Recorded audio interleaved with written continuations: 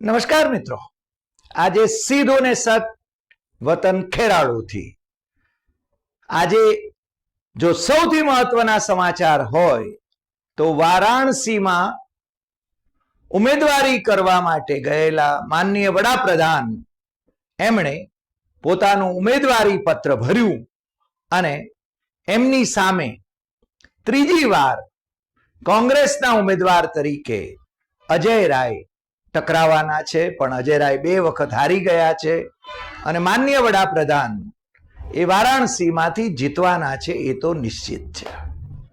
આજે એમની એફિડેવિટની પણ થોડી ઘણી આપણે વાત કરીશું, પણ એ પહેલા કેટલાક સમાચારોની આપણે નોંધ લઈ લઈએ, મહત્વના સમાચારોની. તમને ખ્યાલ છે કે કર્ણાટકમાં સંસદ સભ્ય જેડીએસના સંસદ સભ્ય પ્રજ્વલ રેવન્ના એમનું સેક્સ કૌભાંડ બહાર આવ્યું અને વિદેશ ભાગી ગયા ડિપ્લોમેટિક પાસપોર્ટ પર, અને ભારત સરકારે એમના માટે રેડ કોર્નર નોટિસ ઇસ્યુ કરવી પડી, પણ એમનો ડિપ્લોમેટિક પાસપોર્ટ રદ થયો કે નહીં એ હજુ સુધી સ્પષ્ટ નથી. એમના પિતાશ્રી પણ મહિલા અપહરણના કેસમાં જેલમાં હતા, પણ આજે એ જામીન પર છૂટ્યા છે. તમને ખ્યાલ છે કે કોંગ્રેસના પૂર્વ અધ્યક્ષ રાહુલ ગાંધી એ રાયબરેલીમાંથી ચૂંટણી લડી રહ્યા છે અને એ ચૂંટણીનો સઘળો દોરી સંચાર એ એમના બેન પ્રિયંકા ગાંધી સંભાળી રહ્યા છે. રાયબરેલી અને અમેઠીમાં પણ એ જે શર્માજી લડી રહ્યા છે કોંગ્રેસના ઉમેદવાર તરીકે, એમને પણ જીતાડવા માટે પ્રિયંકા ગાંધી એ તનતોડ મહેનત કરી રહ્યા છે. અને સચિન પાયલટ રાજસ્થાનના નાયબ મુખ્યમંત્રી એ પણ રાયબરેલીમાં અને અમેઠીમાં પ્રચાર કરવાના છે. ડીકે શિવકુમાર જે કર્ણાટકના નાયબ મુખ્યમંત્રી છે અને કર્ણાટક કોંગ્રેસના અધ્યક્ષ છે, એ પણ રાયબરેલીમાં પ્રચાર માટે જવાના છે. એ ઉપરાંત કોંગ્રેસના અધ્યક્ષ મલ્લિકાર્જુન ખડગે, સમાજવાદી પાર્ટીના અધ્યક્ષ અને પૂર્વ મુખ્યમંત્રી અખિલેશ યાદવ અને દિલ્હીના મુખ્યમંત્રી અરવિંદ કેજરીવાલ એ આવતીકાલે લખનૌમાં સંયુક્ત પ્રેસ કોન્ફરન્સ યોજવાના છે, એટલે આખા દેશની નજર એમના તરફ મંડાયેલી રહેવાની છે.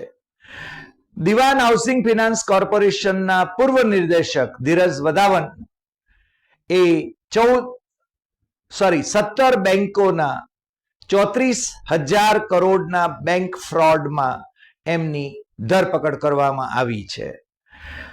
કેજરીવાલના નિવાસ સ્થાને કેજરીવાલને મળવા ગયેલા સ્વાતિ માલીવાલ એ જે અગાઉ દિલ્હી મહિલા આયોગના અધ્યક્ષ હતા અને અત્યારે એ આમ આદમી પાર્ટીના સાંસદ છે, એમની સાથે કેજરીવાલના અંગત સ્ટાફના વૈભવ કુમારે બદતમીજી કરી અને અભદ્રતા દર્શાવી, એના વિશે આમ આદમી પાર્ટીના સંજય સિંહે પણ પોતે નિવેદન કર્યું છે અને આ સંદર્ભમાં સ્વાતિ માલીવાલે પોલીસમાં કેસ પણ કર્યો છે.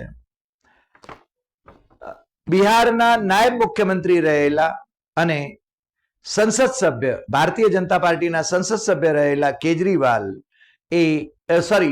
સુશીલ કુમાર મોદી એમનું કેન્સરથી નિધન થયું છે. સુશીલ કુમાર મોદી એ બિહારના રાજકારણમાં ભારતીય જનતા પાર્ટીના મૂળિયા નાખવામાં ખૂબ મહત્વની ભૂમિકા ભજવી ચૂક્યા છે, એ સર્વવિદિત છે. કેન્દ્રના ગૃહમંત્રી 380 બેઠકોની જે ચૂંટણી થઈ એમાંથી 370 બેઠકો ભારતીય જનતા પાર્ટી અને એનડીએ જીતશે એવો દાવો કરતા ફરી રહ્યા છે, એટલે આપણને સ્વાભાવિક રીતે હસવું આવવું સ્વાભાવિક છે. માનનીય વડાપ્રધાન વારાણસીમાંથી ચૂંટણી લડી રહ્યા છે અને આજે એમણે પોતાનું નોમિનેશન ફાઇલ કર્યું, ત્યારે ઉત્તર પ્રદેશના મુખ્યમંત્રી ઉપરાંત બીજા રાજ્યોના પણ અનેક મુખ્યમંત્રીઓ ઉપસ્થિત હતા. મહારાષ્ટ્રના મુખ્યમંત્રી એકનાથ શિંદે પણ હાજર રહ્યા હતા.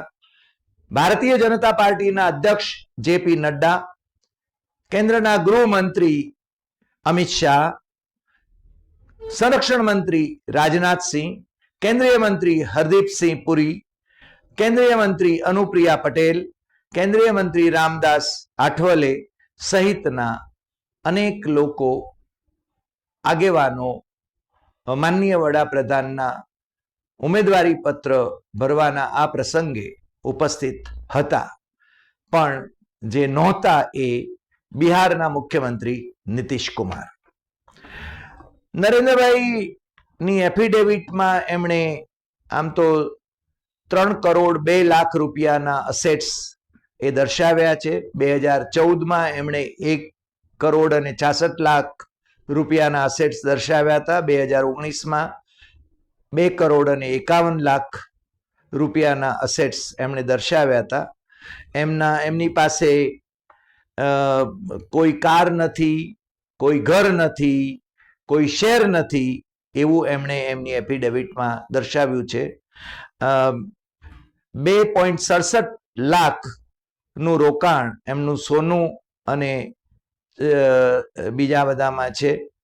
4 વીંટી છે એમની પાસે. 9.12 લાખ રૂપિયાના એનએસસી નેશનલ સેવિંગ સર્ટિફિકેટ્સ એમની પાસે છે, જે 2 લાખના રોકાણથી 7.61 લાખ 2019માં થયા હતા. એમની સામે કોઈ ક્રિમિનલ કેસ નથી અને સરકારી કોઈ રકમ ચૂકવવાની હોય એવી લેણી રકમ પણ નથી. એમની ડિગ્રીઓની બાબતમાં એમણે જે દર્શાવ્યું છે એ એસએસસી એમણે 1967માં કરી, બીએ દિલ્હી યુનિવર્સિટીમાંથી એમણે 1978માં કર્યું અને એમએની ડિગ્રી એમણે ગુજરાત યુનિવર્સિટીમાંથી મેળવી છે એવું એમાં દર્શાવાયું છે. એમની પાસે 2.85 કરોડ રૂપિયાના બેંકની ફિક્સ ડિપોઝિટ છે. કોઈ જમીન નથી, શેર નથી અને એમની આવકના સ્ત્રોત જે છે એ સરકારમાંથી જે એમને પગાર મળે છે એ છે અને એમની બેંકમાં જે થાપણો છે એમાંથી જે એમને વ્યાજ મળે છે એ એમની આવકના સ્ત્રોત છે એવું એ એમણે દર્શાવ્યું છે. એમના પત્ની જશોદાબેન ના આવકના સ્ત્રોત એ શું છે એના વિશે એમણે નોટ નોન લખ્યું છે. જશોદાબેનનો વ્યવસાય શું છે એમાં પણ એમણે નોટ નોન લખ્યું છે. જશોદાબેન એ પ્રાથમિક શાળાના આચાર્ય રહીને નિવૃત્ત થયા છે એ એટલી જ હકીકત આપણે જાણીએ છીએ.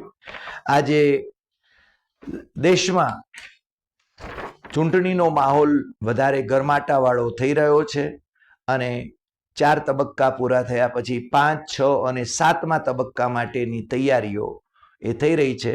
ભલે અમિત શાહ એમ કહેતા હોય કે 370 બેઠકો તો નક્કી થઈ ગઈ છે ભારતીય જનતા પાર્ટી કે એનડીએની, પરંતુ સામે પક્ષે કોંગ્રેસ અને ઇન્ડિયા ગઠબંધનના જે નેતાઓ છે એ દાવો કરી રહ્યા છે કે આ વખતે ભારતીય જનતા પાર્ટીએ વિપક્ષમાં બેસવાનો વારો આવવાનો છે. આજે આટલી વાત. ફરી મળીશું નવા એપિસોડમાં નવા વિષય સાથે. તમને જો અમારો આ એપિસોડ ગમ્યો હોય તો સૌથી વધુ શેર કરશો, લાઈક કરશો, કમેન્ટ કરશો અને મિત્રોને જરૂર કહેશો કે આપણી યુટ્યુબ ચેનલ ડૉક્ટર હરિદેસાઈ સત્યમ એવં તથ્યમ એ સબસ્ક્રાઇબ કરે. નમસ્કાર.